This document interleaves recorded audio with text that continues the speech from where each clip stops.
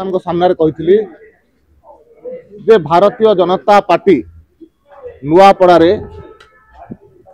गोटे record margin रे निर्वाचन जितिबो।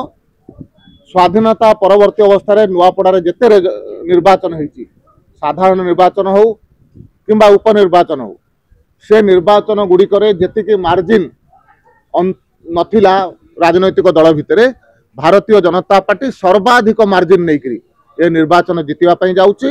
एथिपाई जितवाई जाऊँगी जे गत 11.5 वर्ष धरिक केन्द्र में नरेंद्र मोदी सरकार एवं गत पाखापाखि 16 मास धरिक ओडिशा रे मोहन माझी नेतृत्व में भारतीय जनता पार्टी सरकार जो प्रकार जनकल्याणकारी योजना करिछि जो कार्य करिछि से कारणरू साधारण जनता आज भारतीय जनता पार्टी सपक्ष अछंती। तार प्रभाव मध्य नुआपड़ा रे पड़िछि एवं नुआपड़ावासी मध्य गत 15 वर्ष एवं 11.5 वर्षर सरकार को देखिचंती ता सपक्ष रे ये निर्वाचन जाउछि।